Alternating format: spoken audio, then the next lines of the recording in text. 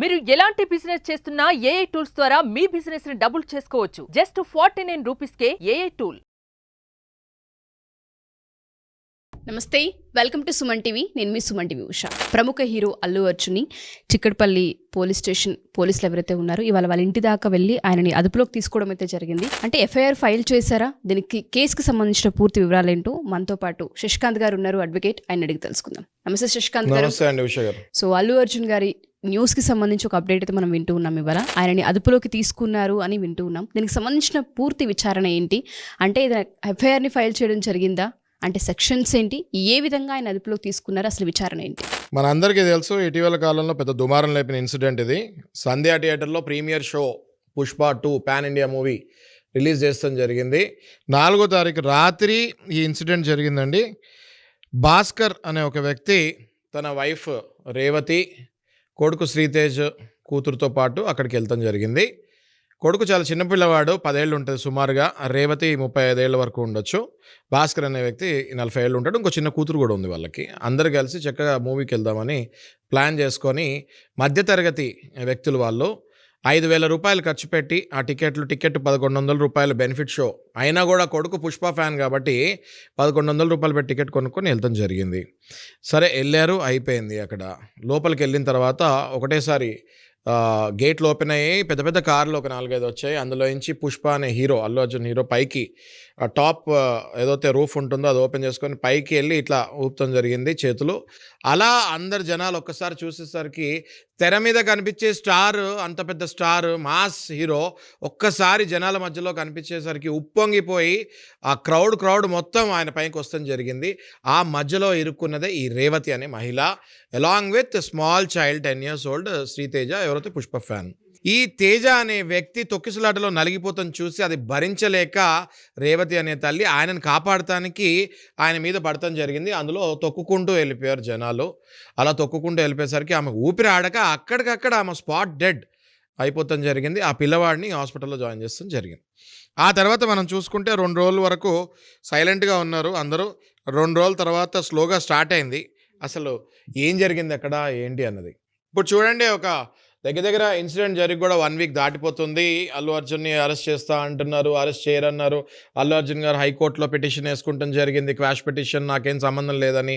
సంధ్యా theatre వాళ్ళు petition వేస్తాం జరిగింది, నాకేం సంబంధం లేదని.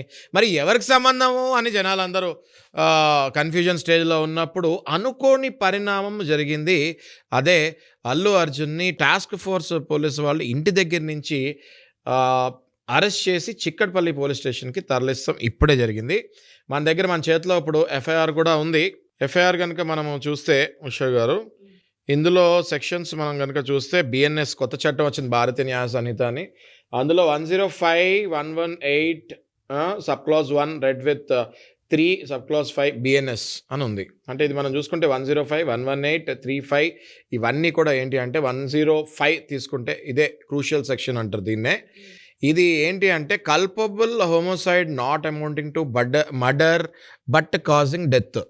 అంటే మనిషి చనిపోతాడు కానీ అది మర్డర్ కిందకి రాదు, కానీ అది కల్పబుల్ హోమోసైడ్ కిందకి వస్తుంది. లీగల్ టర్మినాలజీ అండి. కల్పబుల్ హోమోసైడ్ అంటే it is a kind of a death but not amounting to murder అన్నాడు. అంటే మర్డర్ చేయలేదు కానీ అక్కడ మనిషి మాత్రం చనిపోతాం జరిగింది. దాన్నే culpable హోమోసైడ్ not amounting to murder అంటారు. అట్లాగే 118 అంటే జనాలతో పాటు బౌన్సర్లతో పాటు వెళ్ళిపోతాం, బౌన్సర్ల చేతిలో ఏదైనా స్టిక్స్ ఏదైనా ఉండొచ్చు ఆయుధాలతో అన్నట్టు అది.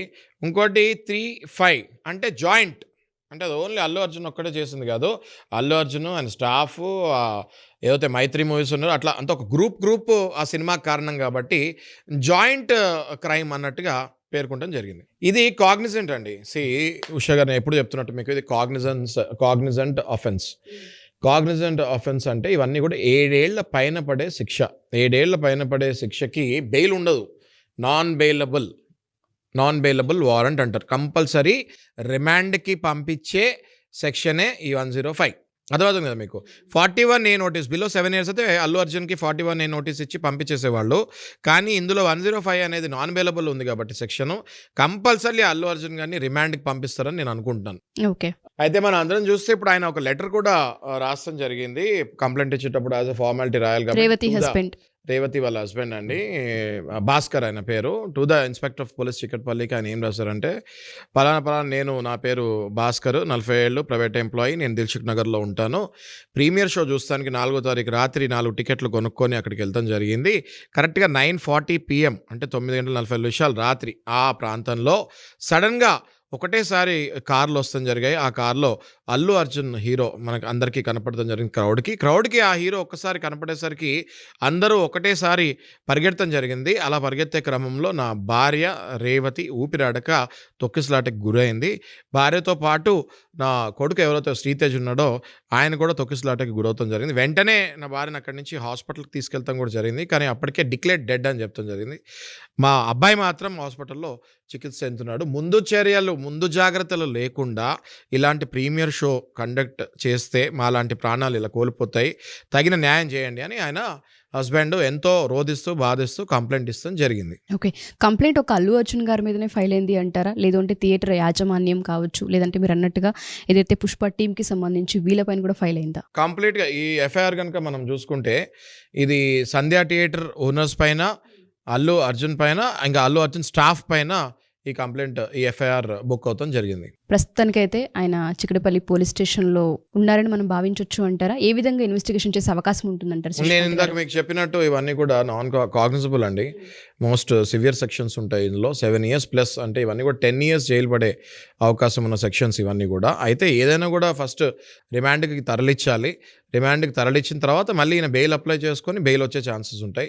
ఖచ్చితంగా ఆయనకి రిమాండ్ తరలిస్తారని నేను అనుకుంటున్నాను. సో డెఫినెట్గా చూద్దాం తర్వాత అప్డేట్ ఏ విధంగా ఉండే అవకాశం ఉంటుంది అన్నది. అండ్ దాంతోపాటు అసలు అల్లు అర్జున్ గారు దీనిపైన ఏ విధంగా యాక్షన్ తీసుకునే అవకాశం ఉంటుంది, కోర్టుని ఎలా సంప్రదిస్తారన్న వివరాలు నెక్స్ట్ ఎపిసోడ్లో తెలుసుకుందాం. థ్యాంక్ యూ శశికాంత్ గారు, థ్యాంక్ యూ సో మచ్.